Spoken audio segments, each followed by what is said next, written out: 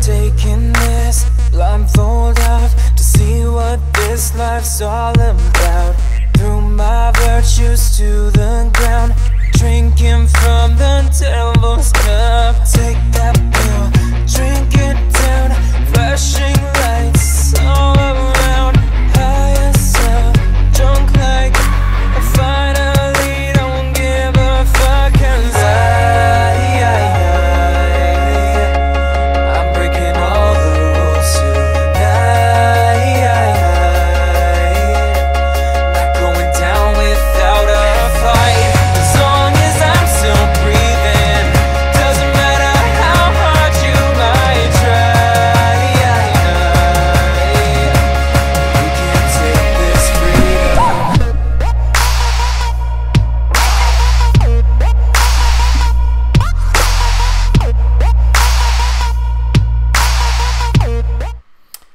Hey, this is the Overpass Live. My name is Eric and I make apps. Now, since moving to the new office, I've kind of, sorry I'm late. First of all, sorry I'm late today, guys, because I think I did, for some reason the camera wasn't working again. And, you know, so, well, first of all, let's just do a quick check. Can everybody hear me all right? Everybody hear me? Because last time I ended up talking for 5 minutes with nothing. So, let's see. Everyone, am I here? Live? Okay, I'm gonna assume you guys can hear me. So, thanks for showing up, guys. Last week I missed because it was, I took the time off for Thanksgiving last week. So I took Thursday and Friday off, which I talked about. I had to go to a meeting anyway. Thanks, guys. So I had to go to a meeting anyway, and which I guess wasn't so bad, but I had to leave for a couple of hours, actually like 3 hours, to go to a meeting which lasted an hour, and then sort out the developers and make sure that everything was okay. But it wasn't so bad. But then I still missed the live stream, and I didn't realize I hadn't sent it. I wasn't going to do one until like half an hour before, so hopefully nobody was waiting for one. And then also just a bit of housekeeping. Next week I'm not going to do a live stream either because I have some appointment. So I have a business coach which I've been seeing for the last few months, and there was like a special event on the Friday, so I'm going to be going to that. But then I will be back the following Friday, and then we might have to slow down a little bit through the Christmas period, but hopefully that's okay. So there's that. The other thing I wanted to talk about was, the new office was, so hopefully everything works out okay. I should have had a conference table here, and I was gonna I had this idea for this really good, I was gonna set up the conference table and sit there like I'm a mafia kingpin or something like that, but it didn't show up. The chair showed up, so it looks like I have a support group going on here in the office. And then also the other thing we did this week was we set up merchandise on the channel. Now, well, I'll let you guys know whether or not that actually anything ever happens with that, because we did have the Spreadshirt shop set up for a long time, which I don't think worked. I think it was a Rifat. Hey, Rifat, I think Rifat told me he tried to buy something from there and it wasn't working. So we moved everything over to Teespring, which I've noticed like a lot, because they just integrated with YouTube.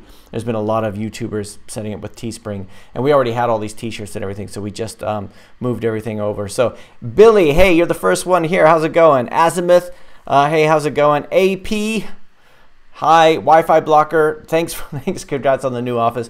Yeah, you know, it's moving into a new office, having more staff, having a couple people, so we didn't have enough room in the other office, and it's a bit, you know, it's part of me is still hesitant, but it's so much nicer to have all the other room. I can look at all the room. I can walk all the way back here and everything like that.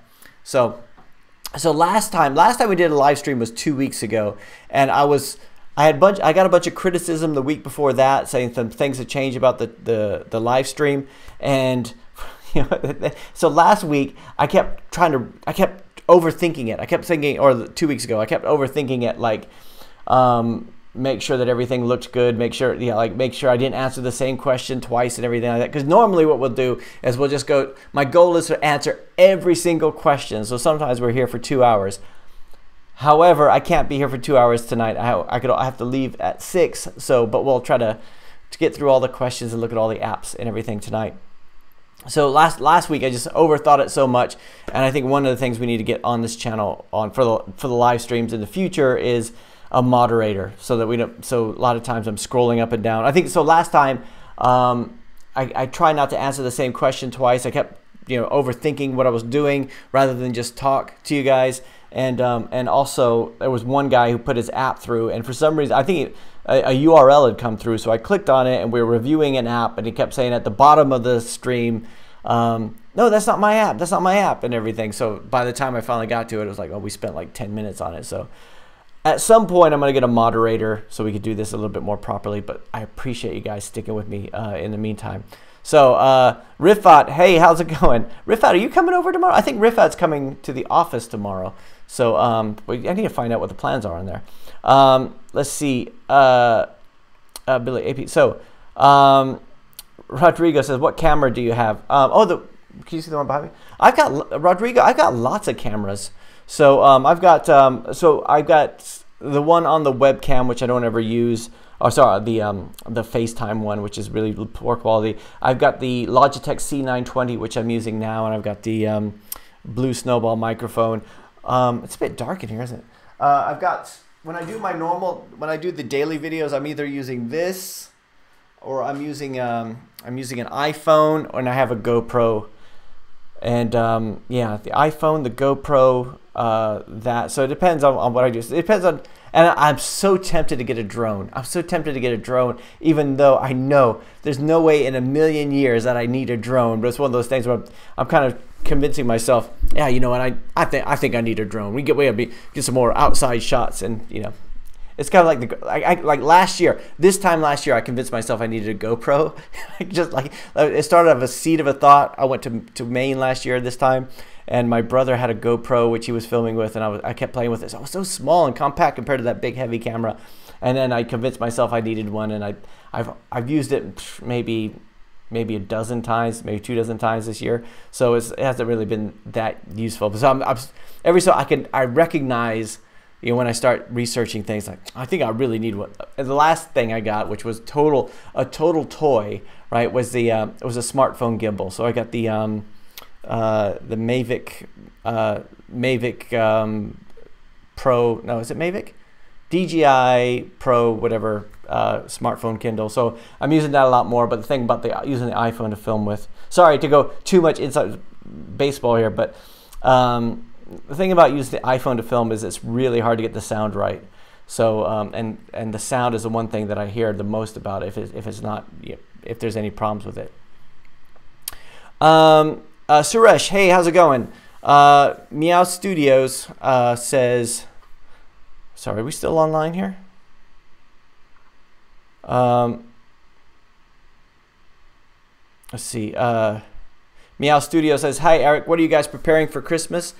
So I usually, for the last 3 years or so, 3-4 years, I've given the team the week off for Christmas.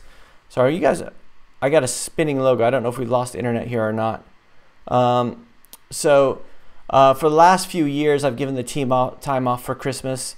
So we just take the time off between Christmas and New Year. But usually I'm working. I'm usually working during that time. So, and that might be the case. It's probably going to be the case this year.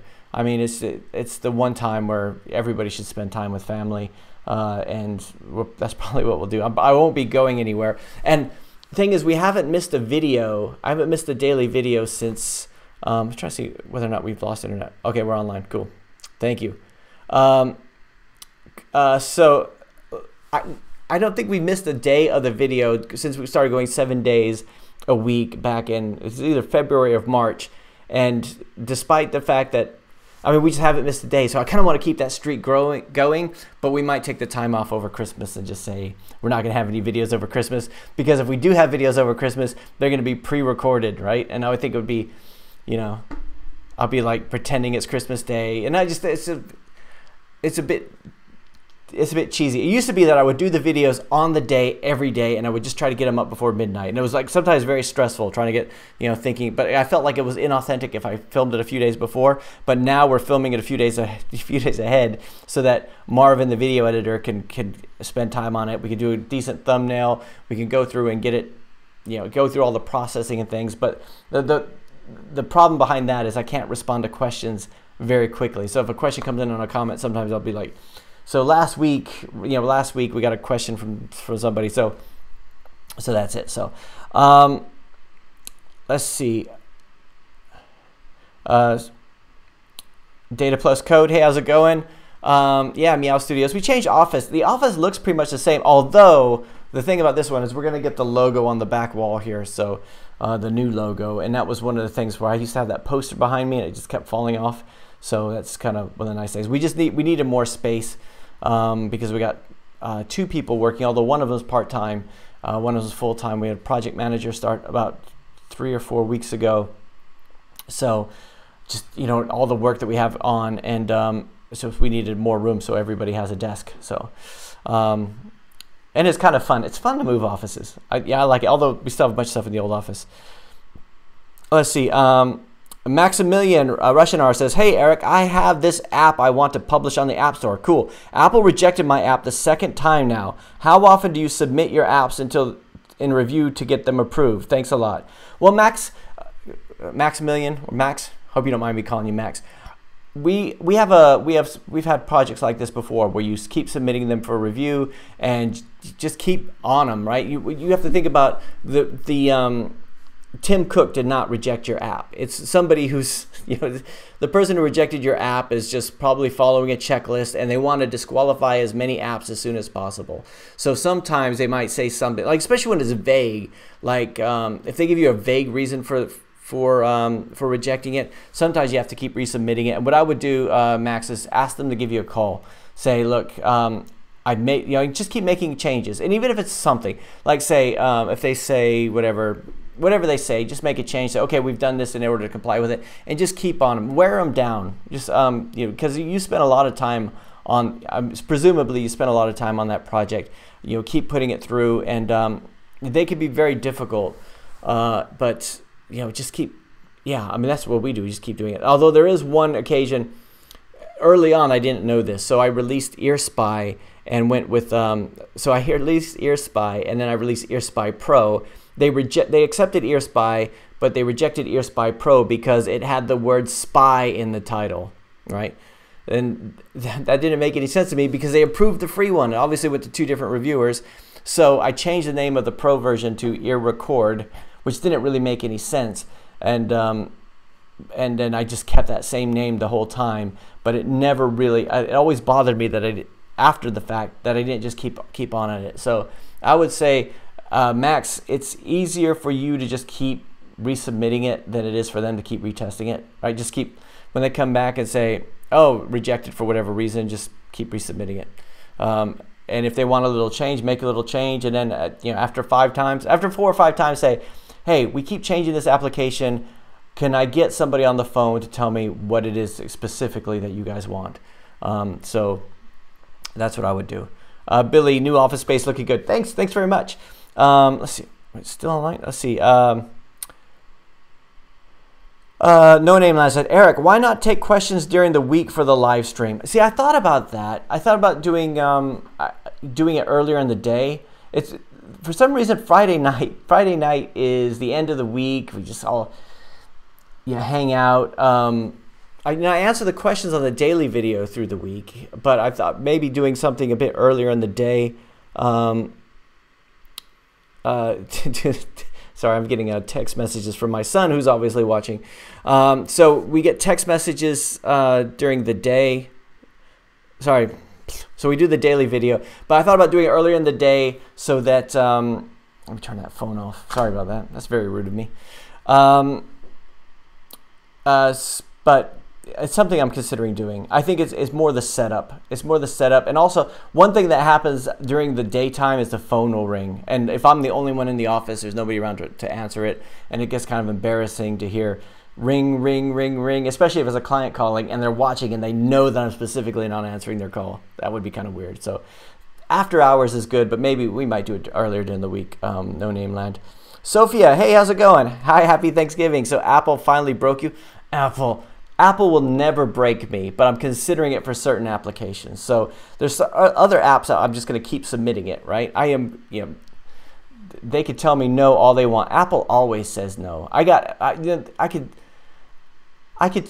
write books about the amount of rejections I've had from Apple. Apple is like, okay, here, I was thinking about this. I'm not sure that, so Sophia, sorry, I don't know if this is sexist or not, but Apple is like the hot girl that's not hot anymore but still thinks she is, right? It's like it's everyone's, you know, it's not good. Apple's not giving you the time of day, but you're like, dude, you got 20% market share, right? Just, you know, quit acting as if you're the top one. So yeah, they haven't broken me, but yeah, we have some projects where they're just like one project, it's just going through the motions again. It's going again and again and again, and so I haven't actually. I'm still deciding on the progressive web app. Somebody asked something really interesting, like, do you know of any real progressive web apps in the wild? And I said, no, you know what? Do you know who keeps talking about progressive web apps? Developers, right? Users aren't talking about progressive web apps. And that's one of the things that bothers me about it, right? Chord Funk, hey, how's it going? Rodrigo, C920, almost bought it on Cyber Monday. I've had the C920 webcam, Rodrigo, for about 4 years. So there must be a newer version out, but I think I really like the quality. Wi-Fi Blocker says you need 2 weeks off at Christmas. I know. I need 2 weeks off. It was hard enough taking 2 days off at Thanksgiving. But the thing about Christmas is it's going to be Christmas here. The Thanksgiving, it wasn't Thanksgiving here, so there was all these things going on. But over Christmas, there's always somebody who's working, things to do. But the team should definitely get the time off at Christmas. Let's see. Oh, Meows Studios said, when I asked about your plans at Christmas, I meant marketing-wise. Do you know what, Meows Studios? I wish I had an answer for you. I haven't thought of anything. And even Cyber Monday and Black Friday, I thought about whether or not we should do like a Black Friday sale. But the thing is, by the time you got it into the Google Play algorithm and by the time the Black Friday bit was indexed, it would be like, it was just too late to do that. So for the Christmas one, we actually have a Christmas app that we release every year called How I Met Santa. But it's never really done very well. And it's something we spent about a month on. Our designer at the time, Sandy, she wrote this story. She did the art. We hired a voice actor to do the like a child voice actor to do the reading on it. We had an in-app purchase in it, and I don't know if anybody's actually purchased it. So I think it's just too crowded a space. I'm wondering whether or not doing a Christmas specific application is even worth doing because everybody's doing it. Whereas a few years ago, I would have thought, yeah, it definitely is. And in terms of marketing Christmas-wise, actually, Meow Studios, one thing and this is something I'm just learning over the last year, is that I don't want to market at Christmas time. I'm going to let the retailers market Christmas, right? But January is marketing the company, marketing everything else. When all the retailers stop raising the bid prices so high, then that's the bit where we can have really cheap bids. And that's also because if we're marketing, so for the client business, nobody's going to start an app project leading up to Christmas, or they might, but it's not going to be very many. But then will be more coming in January. So that really works well for me because the bid prices are going to be low on ads then, and but right now they're really high. So I don't want to do any marketing in terms of advertising at this point. And I'm just sort of enjoying the high AdMob RPMs at the moment. Let's see. Rifat says, can't you post videos with buffer-like tools and push them with automation? So we do. So Rifat, we schedule them, and so we schedule the we schedule the video. So we usually have them at least a couple days in advance. Although I don't have one. So I've got one for tomorrow and the next day, but we don't have one for Monday. And right now we're looking at the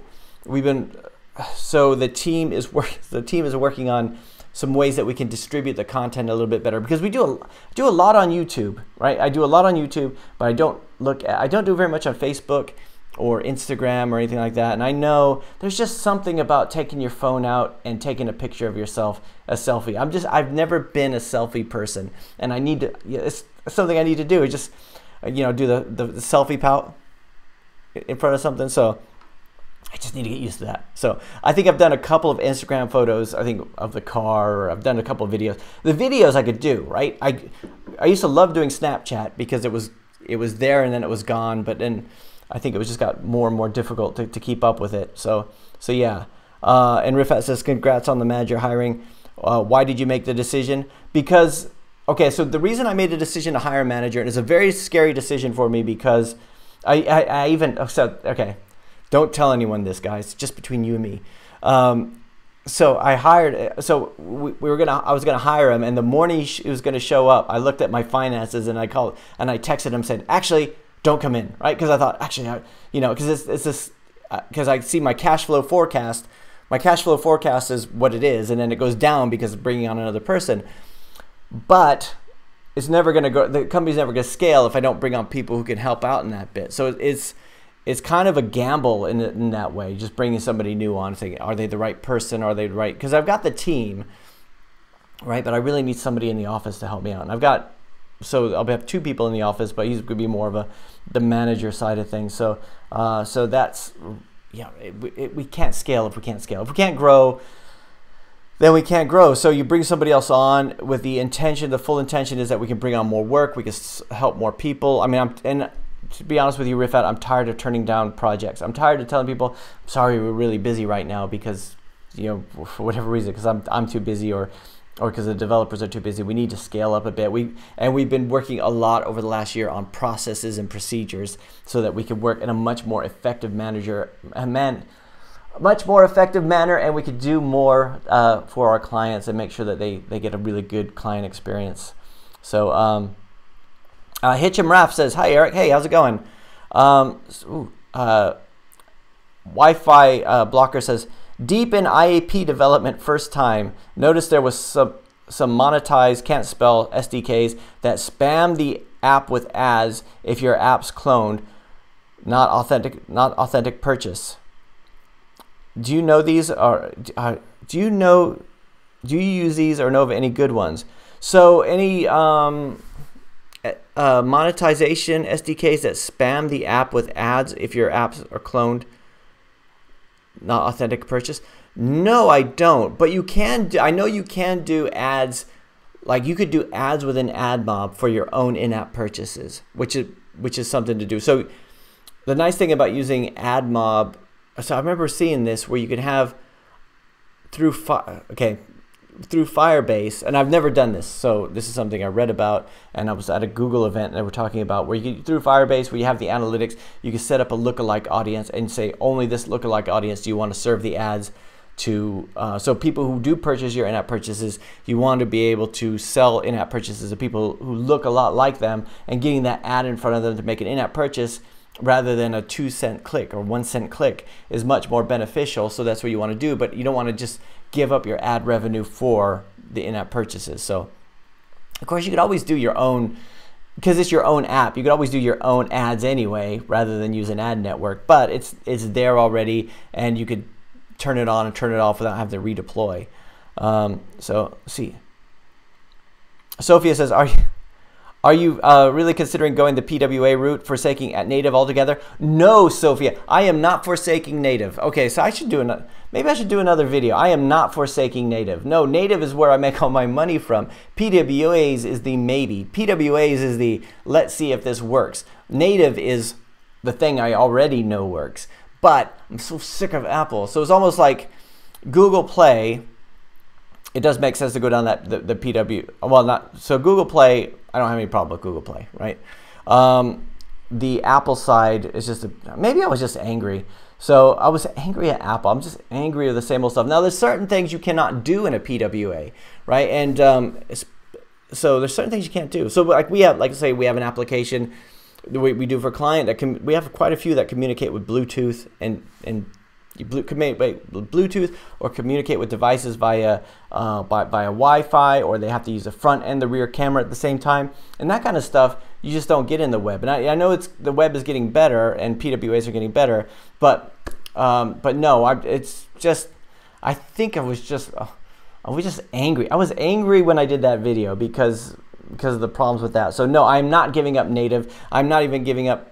So I'm not going to give up React Native. I'm not going to give up Flutter. Right? Those are things that I still want to do. But there's a couple of projects we're thinking, could we go PWA with this and let's see if this actually works.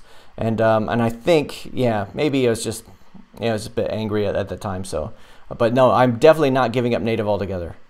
But CordFunk says Apple is so difficult. I wish I could compile iOS apps on Windows.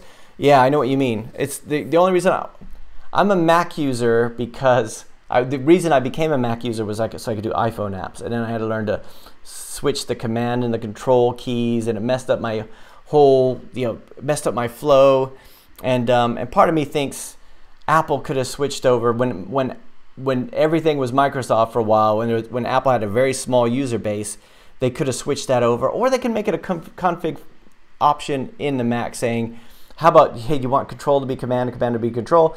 But that was the biggest problem I had getting used to it. Even now, if I go back to a Windows machine, that's the thing, copy paste is all messed up, and the keyboard layouts and stuff like that. And it could easily just be a config option, but no, we were here first, so we're not going to change it. Let's see. Yeah, Sophia says many still think of Apple as the hot girl. Yeah, I like, okay, so I'm an iPhone user. I am not an iPhone user by choice, but I need an iPhone for some client work, and I figured if I'm going to shell out that much amount of money for it, I might as well use it as my day-to-day phone. And I do like the hardware. The hardware is really nice. It's very slick. It's very sleek. I don't put a case on it because I like the sleekness of it. I like the camera is really good.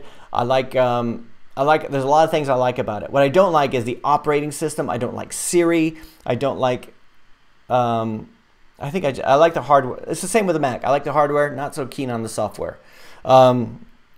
So like my biggest gripe with the Siri is that it doesn't integrate with anything else. So when I had my Nexus P as my Android as my day-to-day phone, I would get into the car, and I had the Android Auto, and I could just say, hey Google, play whatever, Nina Sherry, whatever, played Buffalo Stance, right? Whatever it happens to be, pop into my head, and it will say, okay, and it plays it. If I say it, when I was saying it with Siri, it was not doing it because it would only use Apple Music. So then I'm subscribed to Google Music, and then I had to subscribe to Apple Music. And if I say play Bruce Springsteen, it won't say, like Google does, pay me the top Bruce Springsteen hits or whatever artist it is. It will play like some random song, right? It could be anything from any album, and it just doesn't make any sense. And it also uses Siri Maps, or Apple Maps, which is not as good as Google Maps. Whenever it comes to something that uses data, I mean, Google hands down wins, right? It just, maybe user experience, Apple wins better on, but when it comes to data, Google has, they're there. So, Cordfunk says, yo, Eric, did you see an increase in sales during Black Week or Black Friday at least? I don't know. Let me have a look. Let me just have a quick look. Let me show you. Hang on, I'll show you guys my. Let's see if my daily revenue.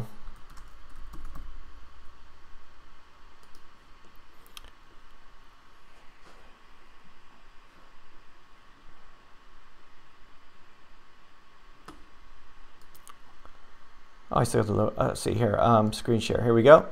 Here's my daily revenue report for November. So you can see everything's in the white. For the longest time, it's been so low. So when was Black Friday? That was. Let me bring up a calendar here. So this would be. So my sales, no, my sales didn't really go up. I guess it's been okay. My ads have gone up. So when we're talking about AdMob increase, we haven't seen a lot of increase in impressions, but we just seen the RPMs going up. So here we go over the Black Friday weekend. I believe, let me just bring up a calendar here on another window, so I can say which day Black Friday is. Black Friday was.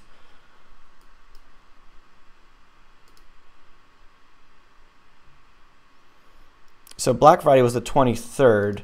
So the 23rd, yeah, that's what we started seeing. So look at this. This is the holiday weekend. We get 105. This is AdMob, 105, 108.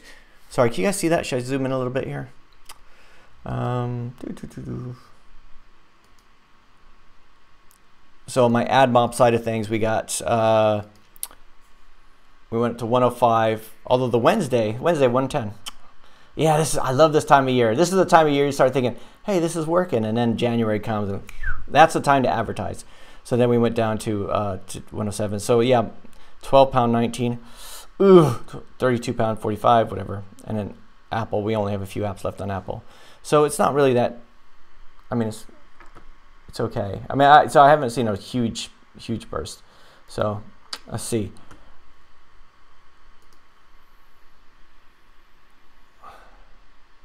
A Wi-Fi blocker says a Santa tracker app, probably the best Christmas one. Yeah, you know, there's. I think these Christmas apps are just. I just think it's the kind of thing where everybody's doing. It's almost like everybody knows Christmas is coming. Everybody's preparing for it. I mean, there was a point where you thought, hey, let's get a jump on everybody and get a Christmas app ready. But now it seems like everybody's thinking the same thing. Even, you know, having like an icon with Christmas on it, I think is perhaps too much. So I haven't really done anything with that. Let's see. No Name Land says, has anyone tried something like VLC and adding a Santa hat on their icon over Christmas? I'm thinking of trying it and see if it works. Yeah. We're just talking about the icons for Christmas, and I haven't tried it. I mean, mainly because as a user, I'm not impressed with it. Like, it's not the kind of thing I think. It doesn't really fit in organically with any of my applications. I mean, it might be kind of nice for an existing user who's already using it to say, oh, it's got a Christmas thing on there, but it's not something that I think would be enticing. Let's see. Rahul Singh says, hi, Eric, can you shed some light on Instagram ads for mobile games, as Voodoo has captured casual mobile gaming market from Ketchup with tons of Instagram ads. They raised $200 million from Goldman Sachs. Okay, so to be honest with you, Rahul, I haven't done any Instagram ads. I have a client who did some Instagram ads. It wasn't Instagram ads, but he did do influencer marketing where he paid somebody like $200 to mention his app, and he saw this huge spike in downloads. This kind of thing I need to do, but I have to think he had a very tight niche, and I'm trying to think who complements my application to do that that way. So, but I've heard a lot about Instagram ads and Facebook ads. So it's something that it might be a good idea, but because Instagram's owned by Facebook, I think the main problem I have with Facebook ads is that they're just too expensive, just based on. So if I get a user through Facebook ads, I could end up spending £1 on it and then making two cents, right? So it doesn't work in the long run for me just because it's so expensive. But if I do a 2 cent pay per click or cost per click on AdMob, I will still get impressions because there's lots of inventory out there. I'll still get impressions, and then I'll get people clicking through and using the application, although they may not be the ideal users. It's kind of like spread the net wide, and then you got all the scammers out there who are just fake clicking and stuff like that. So, but you still, I mean, there's so much inventory out there. There's so much ad space that you can get it out in front of enough people. However, this time of year, it's more expensive. So if you wait till like January and then put your ads out, then that would be good then.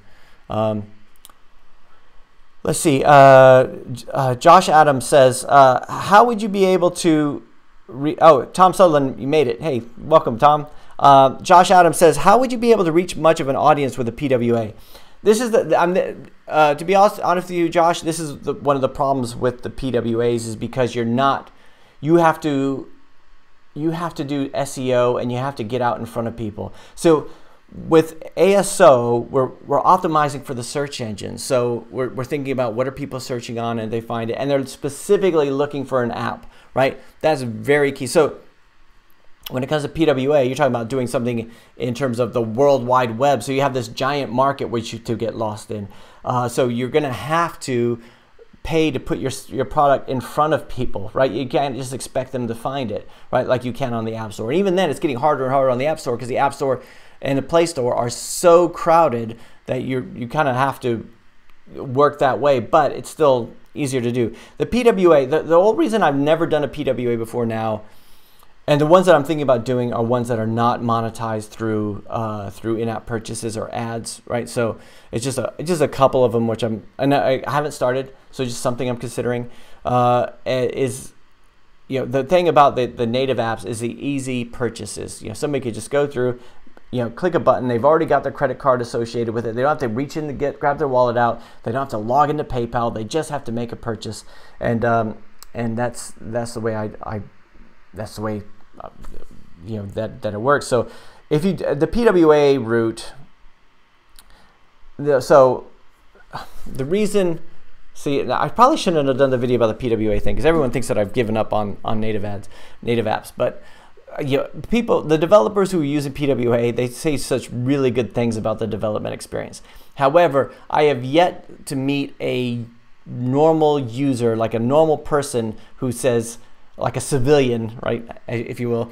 I've never met a civilian who says, oh, I love this app because it's a aPWA, right? It's something that developers are excited about, but the normal people aren't. And that's the reason why I haven't got into it yet. The Apple thing is it's just a constant problems with Apple. You think about, they have such a wide market, and it feels like they're clamping down and just starting to reject a lot more things. They can't scale anymore, I think, on the Apple side. Even Google's starting to say the repetitive app policy, but I think Google really needs it because Google, like, so much junk going into Google. But getting apps rejected for ridiculous reasons on the Apple side. Not forever. I mean, we just keep resubmitting them. Like I said, we just wear them down, right? We're gonna wear them down, but sometimes they just wear me down. So Rifat says, did you ever hate working in the weekends when you were doing contracting? I don't think, Rifat, when I was contracting, I don't think I've ever worked on the weekends. Maybe once or twice if there was a release, right? But it was like, when you're a contractor, if you're a really good contractor, I would like, okay, so here's the thing. When I was a contractor, I would say initially that I don't want to work past 5:30 if I don't have to, right? And they would say yes, right? But I'd always end up working till 6 or 6:30. But I just wanted to set those standards because when I was a permanent employee, I was always working weekends. I was always being asked to stay late. And I would think, if I don't do this, they'll fire me. But when you're a contractor, your job's going to end anyway. So you're kind of like, I'm sorry, I can't do that. I'm unavailable at that time because they're paying you. And you know what? They could go find somebody else if they need to, right? As a contractor, I was always thinking about being marketable. I was never complacent in my job. I was never thinking, if I lose this, what will I do? But when I was a permanent employee, I was so afraid of being fired that I was like afraid to do anything. So if they say, could you come in on the weekend? I'll say, yeah, okay, yeah, sure, right?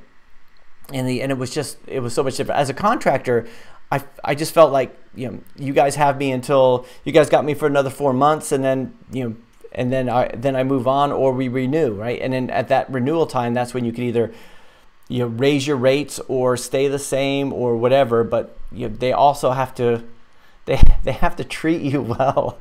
I worked with another contractor where we were working 3-month contracts, right? And they came and so it was just like really short contracts. So normally for me it was 6 months, but I was working a 3-month contract, and the people we were working for, he's the one who brought me in because he was like a senior. I worked with him before. He says, I know this guy Eric, and I was brought in, which was really nice.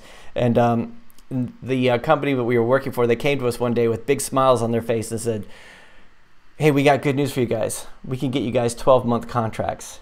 And we both turned them down, right? It was like, nah. You didn't want them.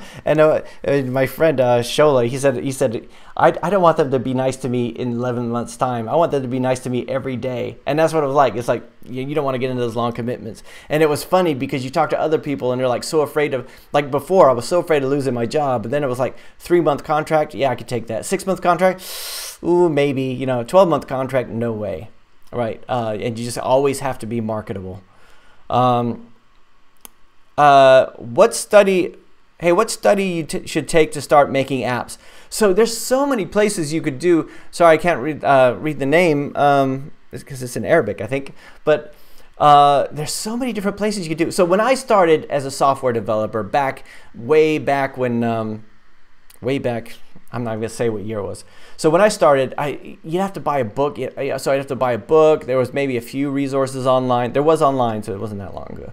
So there was just not that much, and but now you've got so many resources. You've got YouTube, you've got tutorials and courses you can purchase, but you could find courses and tutorials for free on YouTube, and you can teach yourself this kind of stuff. And it's almost, I honestly think it's getting to the point where going to university to learn this kind of stuff just seems ridiculous to me, right? Because you're just going to be further ahead of the curve, right? Right now, you could be one of the best people at a newer technology than anybody else, because there's going to be somebody out there that's looking for it. When I was working in investment banks, there were a lot of consultants and contractors that I worked with that would work with very limited technologies, like one trading system. And I would think, why don't you learn? And I remember saying to one guy, why don't you learn ASP? Because then there's lots of jobs. And he was like, Eric, I make £1,000 a day because I only do this one thing really well, right? And he would just trusted in the fact that when that contract ended, another one would open up. But he was so specialized in this one narrow field that nobody else knew, that he was highly paid, right? Whereas someone who was an ASP developer like me, it was like they were dime a dozen. Like right now, if the worst thing you could become at the moment, in my opinion, don't be offended, anybody, is that the worst thing you'd be at the moment is a WordPress developer, because there are so many WordPress developers out there. Even if you are the best WordPress developer in the world and you're very highly paid, anybody who hires you is going to be looking at that guy charging $5 an hour and think, what's the difference between him and him, right? And if they ask you that, you have to be able to tell them. If you're really good at it, it's obvious to you, but you have to make sure it's obvious to your clients as well. You always have to do that, because there's always be somebody coming in who doesn't know anything and just says that they can, right? So you know, sometimes it's better to go for something more niche. That's why I think if I were starting today, I think Flutter, well, Flutter's, I think that's something that's going to, I think it's something that's going to take off. But then other things like machine learning and TensorFlow, if you're smart enough to do TensorFlow, which I've started to doubt whether or not I am, then I think that would be something to get into. The tendency when you're looking for a job and you're looking to do something as a software developer as a job, you look at what industry has the most, or what technology has the most jobs, but in a way that drives the rates down because it's the supply outstrips the demand. Let's see. Bala Murali Thrupathy says, what is your alternative for AdMob and Facebook Audience Network? That would be app11. For me, it's just the one that I use. And there's been other, I mean, there's been other ones that I've tried, but those are the ones that I use. But even that app11, I kind of, it's been a while. I think I switched that one off for quite a while. You didn't even see it in the spreadsheet that I showed. So let's see. Rahul says, hi, Eric. Have you ever tried diluting your equity and use that money to scale? I mean, you were trying to try some funding. Now, Rahul, good question. I have not diluted equity. I've been made that offer, but I've not been interested in it. But I have taken out loans before, and before I was like, that was something I would never do. But I have taken out loans now in order to scale, and that's, again, that's part of the scary thing, right? If for whatever reason I can't make this work, then I'll be out on the contract scene. So it's something that's always in the back of my mind.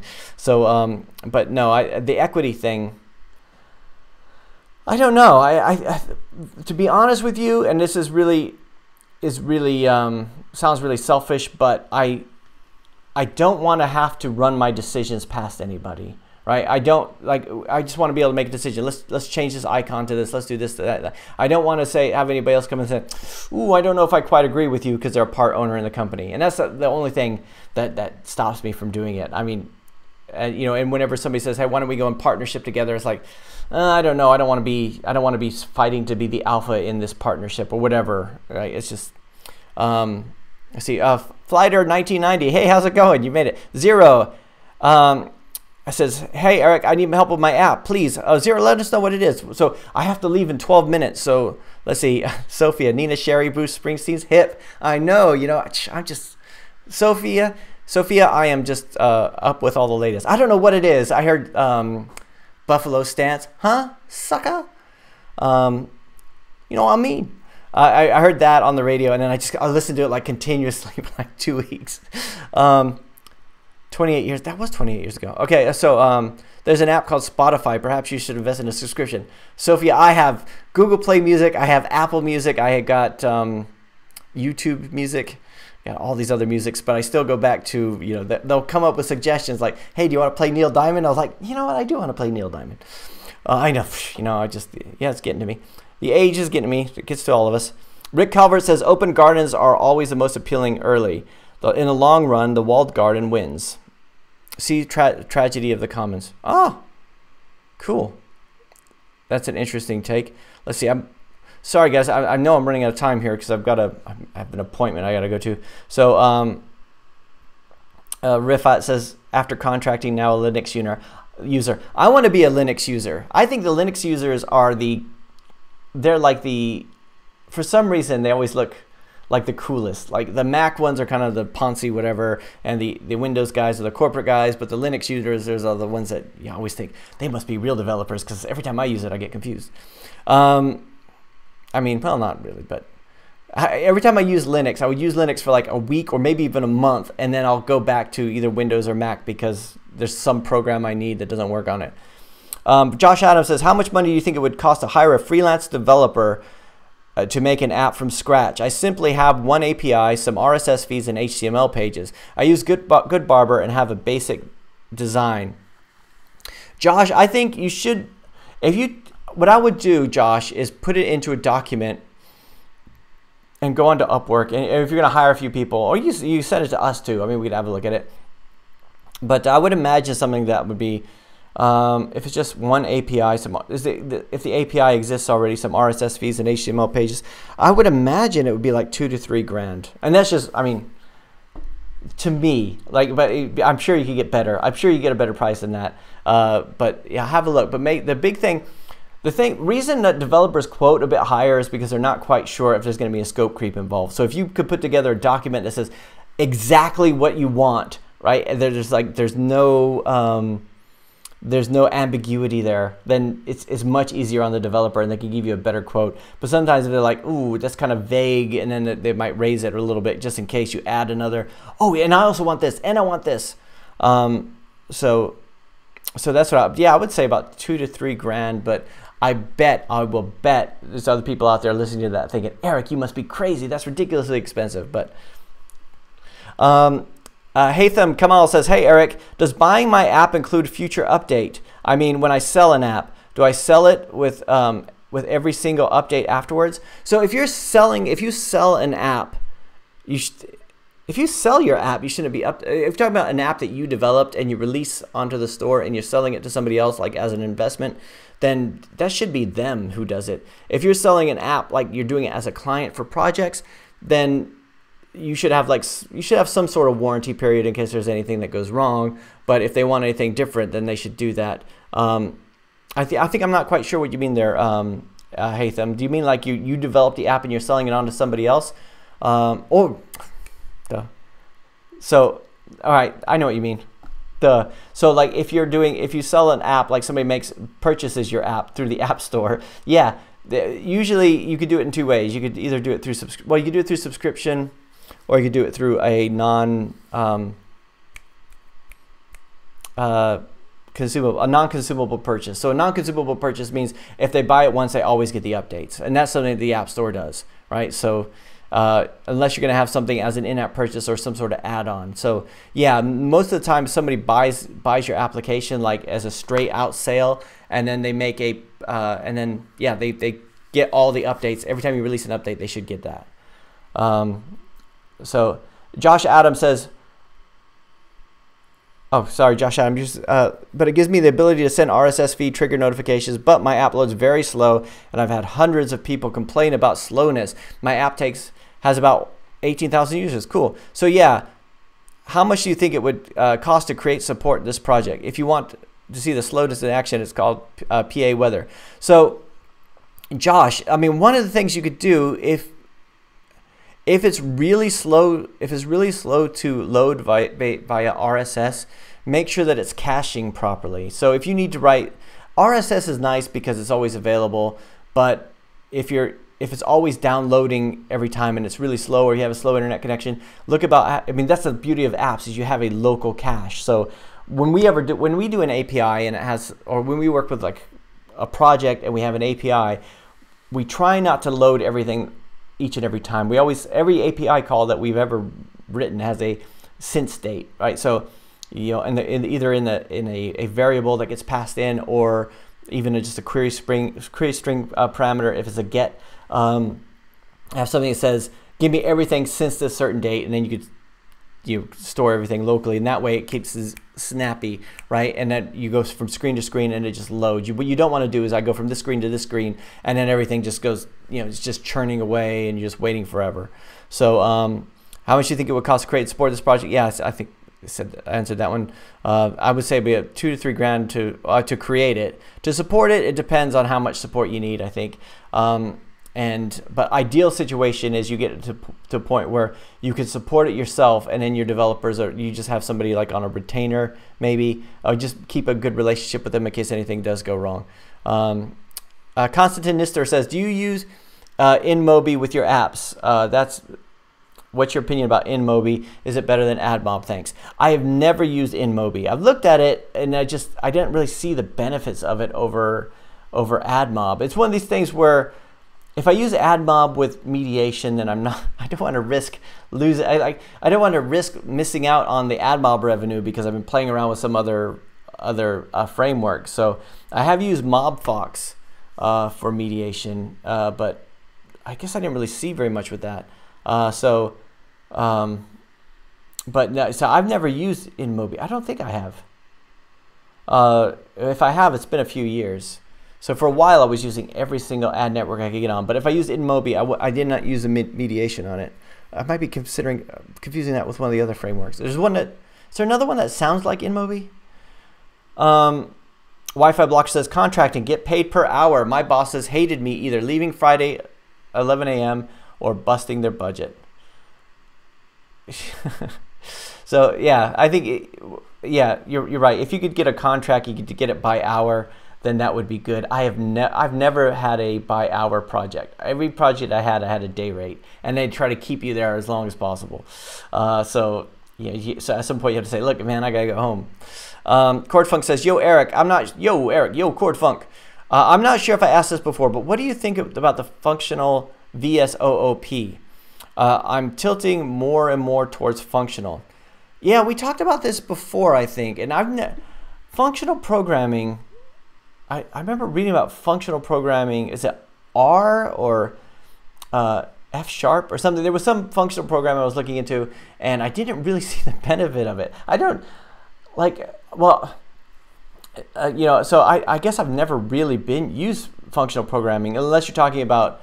I think about the early VB days where you're not actually doing objects, you're doing just functions. Everything just runs, or even just standard JavaScript is.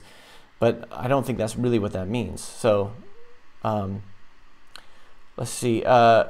Sophia says, I've been tempted to jump ship and launch my own firm many times, but life is so much easier in a salaried position. And unlike Apple, I'm still a hot girl with prospects. Yeah, well, that's good, Sophia. But yeah, I mean, okay, so when I did the video the other day about, say, the buck stops here, and I had to come in for a meeting and everything like that, part of it was, like, there have been days where I just feel like, oh my God, like it was a couple weeks ago where I was in such a depressed mood. There was so much going on. I felt the weight of everything crushing down on me. And I went to the gym in the morning, and I had to cut the gym meeting short because I got a message on Skype about some problem. So I was just like, oh, I'm just gonna go. I can't even go to the gym in the mornings. And as I'm getting changed, two guys are there, and one guy walks in and goes, hey, how's it going? No, whatever. It was just some frivolous conversation, and they just go to work, and they just can just go home and watch TV, and it all sounded so appealing to me, right? And so there's nothing wrong with being in a salary position. However, I always think about it like you're sitting on a bus and you're trusting the bus driver, the head of that company, to know what he's doing because he can crash that bus at any time and you have no control. But if you're a contractor or if you're working for yourself, you have a bit more control over your career, over your future. But at the same time, that means you can also mess it up yourself because you don't, so it's, but I much prefer, I don't think I would ever go back to being an employee. I mean, ever.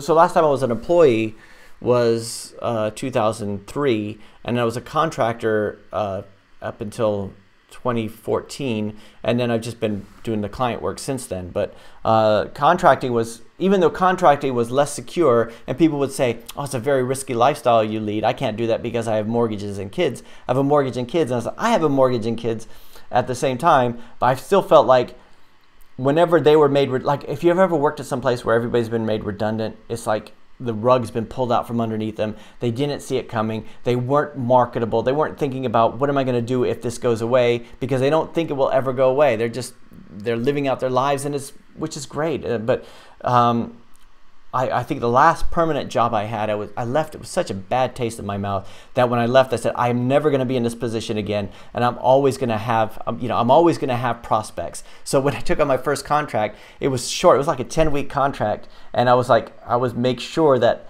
I was still looking for a job, right? And then when they offered me a renewal, so this was at BBC, and it was actually a really good contract.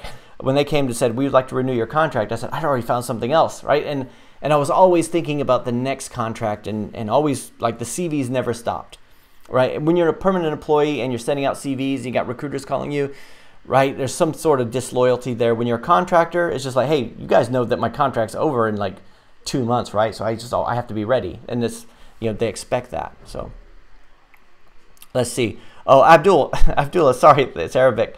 Abdullah, thanks for the question. Let's see. Wi-Fi, yes, pretty great.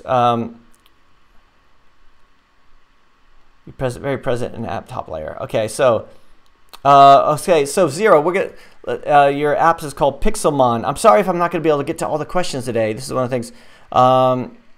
Let's just go this real quick. We'll go through all the rest of the questions. Nobody ask any more questions. We're gonna try to get through every question, and we're gonna look at Pixelmon. Rodrigo says, I'm 100% Linux user for more than 5 years. To me, it's about the freedom. I see, that's the thing. I hate it when Apple changes something.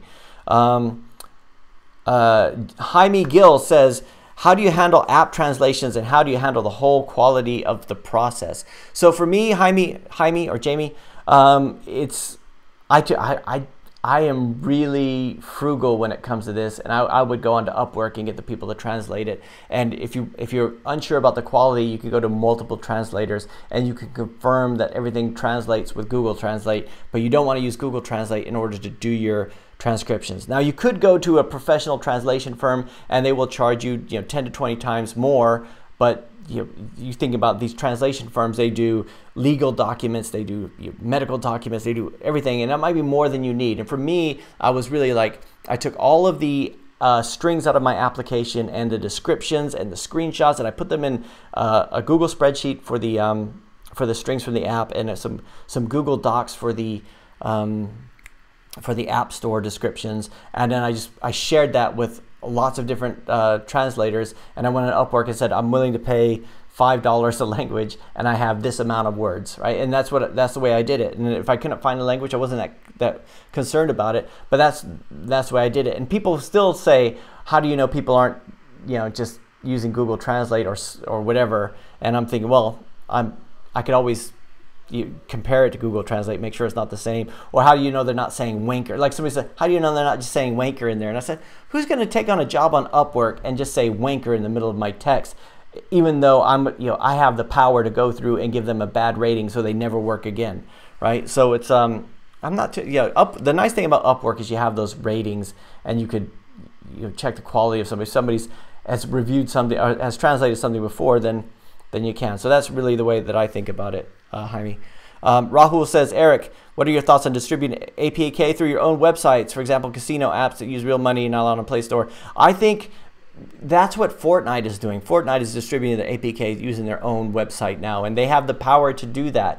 And again, this is another thing where the only thing is you have to make sure that they could go through and say allow third-party that part, you have to make sure they could go through and say allow third-party app stores and stuff like that. But you think about it, you have to do that if you have Amazon store too and everything. Abdullah says, hi, Eric, I use HeyZap for ads mediation, but they are having a lot of problems lately. Can you please recommend any ways to do ads mediation besides HeyZap or AdMob? Again, inMobi, I guess inMobi is the other one that has ad mediation. I think, does Mobbox have mediation too? So let's see. Rodrigo says PAWeatheraction.com is the worst performance I ever saw. So Josh, I think we might have to look at this, Josh. I gotta have a look now. Let's see. Wi-Fi blocker contracting. Totally, if you've seen the 2001 job bust, everyone could be thrown out with redundancies within a month. Yeah, Wi-Fi blocker, it was a 2001, that's when it really did. I was stuck in this permanent job because I was afraid, like everybody else, because I felt like I was lucky to even have a job, and I was afraid to leave. And then when I left, and when I finally left, and face that fear, it was so much more freeing. I thought when I went and looked for a new job, I was always, you know, like always be marketable, always be marketable. Even if you're running your own company, always be marketable. While you're releasing your app, still be marketable, right? If you release an app, you know, take note of the skills that you're learning, right? So if you do have to go onto the job market, make sure you include those things. You know, I know how the Google Play works. I know how ASO works. Whichever, and all that stuff is very relevant. See, it used to be when looking for a job, so I'm talking faster because I know I'm limited on time. It used to be looking for a job, you say whether or not you have professional experience. Oh, I don't have professional experience, so I can't do that. But it's but now it's okay. So when you're releasing an app on the App Store, which people are downloading and purchasing, you have professional experience. So I think it's much easier to get into IT and software development than ever before. And all you have to do is prove to your employers that you know what you're talking about. And you, in this day and age, with all the tools that we have, you can know more than somebody who's been doing it for the last 5 years if you work harder at it and you're just learning all the ropes. See, if you work in a large organization, like when I was working as in these large corporations, like I was like just do the development. We would have a DBA for the so like we need a server, so we'll get call up the infrastructure team. They'll set up a server, they'll set up the domain, they'll do all that kind of stuff. They'll set up the database, and you just write the queries. You have the DBA go through, just make sure everything looks okay, recommend indexes, do the query analyzer, and you just write the code. You give it to the deployment team. They would upload it there. So you were only focusing on one side of things. As an indie developer or somebody who's doing stuff on your own, you're doing everything, right? You got this wider experience range, so you're like, you know how all this stuff works. But so I think in some ways it's actually a benefit to you. Let's see. Hi me, thanks for the info. Yeah, hi me. I'm sorry I went through. I think I did a video on this a couple years ago where I said specifically how I went through and did it, and it was like I said, I was really cheap about it. I was like, I spent $80 in getting all of my languages done, and when I went on the one on Google Play Store that they recommend, I think it was like $800. So I was like, I felt really good about that. Sophia, thanks for replying through all the questions. We're going to look at one more app before we go. So we saved the best for last. We're going to look at this one. Have you heard of Article 13 Save Your Internet? Yes, I have. You know what? Vishnu, it figures just when I start getting better at this YouTube thing, they're going to take it away. I got all these problems. So let's see. Looking forward to next week. Got to go. Good luck on your meeting. Thanks. Bye. Thanks, Cord Funk. All right, but first, before we go, I want to look at which one was it? It was for, let's see, I can't remember what it was. Let's go over here. I will leave you with having a look at this one application. Let's see if we can find it. It was called, did I have so I copied? Pixelmon. So Pixelmon. Okay, oh, zero, here we go. Zero Pixelmon, that's where we go. 0_. Pixelmon Adventures. Oh, wow. Oh, zero, so you've got loads of reviews. How are you doing on this? This actually looks really good. 50,000 plus downloads. You've got in-app purchases going up to $17.99. Zero, I would really, next week, let's talk about this once more. I'd really be interested in how those higher, because I think the most I've charged for an in-app purchase, I think it was $2.99. So I'd be really interested to hear how that does, if you've ever gotten any of those, or if it's just there to add the perceived value to the lower ones. And play with, I think this looks good. You're obviously doing something well here. It looks good to me. Let's see, Pixelmon Adventures. Is that like a, I mean, you do have more, so here's a few things which I feel like I don't want you to mess anything up if it's doing well, but like you do have a lot more room here. You got 50 characters you could use. I like the icon. I think because I don't know enough about this platform. Is it a platform? Oh, you got some cool stuff on here. Actually, Zero, let's have a quick look at this Craft Monster. Scary Nights. I like this icon. See, you know what? This is how much I like the icon. It took my I went through and clicked on it without even knowing anything about it. So, all right, cool. So, everybody, thank you so much for showing up to today's live stream. We'll try to, I'll try to give a, no, next week we're not doing one. We're not doing one next week because I got this other thing to do. But we'll do one in a couple weeks, or maybe I'll try to schedule one earlier in the week, and it'll just be a surprise one, and we'll see if anybody shows up. And thanks everybody for showing up, and I'll see you guys in a couple weeks on the live stream. I guess that will be the 18th. No, it'll be the, well, we'll figure it out. And we'll talk next time. So thanks everybody. Have a fantastic weekend. I'll see you tomorrow on the daily video, and see you next time, whenever that is, 2 weeks from now, on the live stream. Okay, thanks. Bye.